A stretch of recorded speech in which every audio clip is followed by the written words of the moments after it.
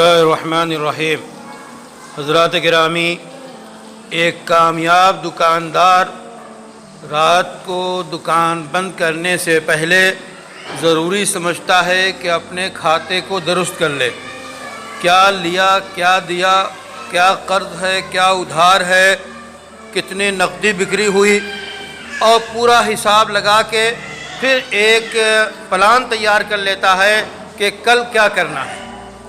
اسی طرح ایک کامیاب انسان، ایک کامیاب مسلمان کو چاہیے کہ روزانہ اپنے اوقات میں سے ایک وقت، چاہے وہ رات کو سونے سے پہلے ہو یا جس میں آسانی ہو، یہ طے کر لے کہ اس میں اپنے 24 گھنٹے کا وہ حساب کرے گا۔ حاسبوا قبل ان تحاسبوا، اس سے پہلے کہ تمہارا حساب لیا جائے اللہ میاں کے ہاں، اپنا حساب خود کرو۔ محاسبہ نفس یعنی نفس کا حساب کرنا۔ اب حساب ہم کیسے کریں؟ مثلا ہم یہ سوچیں کہ آج ہم نے اپنے دماغ سے کتنے پلان بنائے، کتنے منصوبے بنائے، کتنے اچھے پروجیکٹ تیار کرنے کے لیے ہم نے سوچے، کتنے گناہ کے کام، کتنی سازشیں، کتنے لوگوں کے خلاف ہم نے جعلی مقدمات تیار کیے۔ ان سب کو دماغ کی سوچ کا جائزہ لے۔ اب اس میں سے جو سوچ اچھی ہو اس پہ اللہ کا شکر ادا کرے، جو سوچ بری ہو اس پہ توبہ و استغفار کرے اور اس کے کرنے سے رک جائے۔ یہ حساب لگائے کہ آج ہم نے اپنی آنکھوں سے کیا کیا دیکھا۔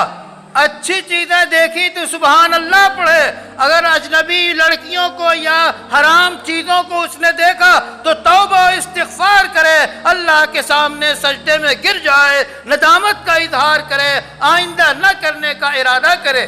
کانوں سے کیا سنا، کتنی آوازیں سنی، غیبت سنی، چغل خوری سنی، یا گانے سنے، گندے گانے سنے، اجنبی لڑکیوں کی آوازیں سنی، کیا کیا سنا، تو اس کا یا تلاوت قرآن کی آواز سنی، مسجد میں ذکر و تسبیح کی آواز سنی، اچھی باتیں سنی، تو اس پہ اللہ کا شکر ادا کرے۔ اسی طرح پورا تجزیہ، کہاں گئے، کیا ہاتھوں سے کیا کیا، اپنے پورے انسانی وجود کا جائزہ لے کہ اس نے 24 گھنٹے میں کیا کیا کیا ہے، اس کو باقاعدہ اس پر جو ہے نشان لگائے کہ یہ برا ہے، یہ اچھا ہے۔ اچھا جو ہے اس پہ اللہ کی تعریف کرے، جو برا ہے اس پہ توبہ کرے۔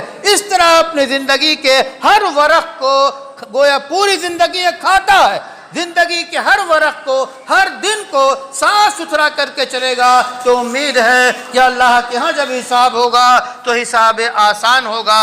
اللہ تعالی ہمارے حساب کو آسان فرمائے۔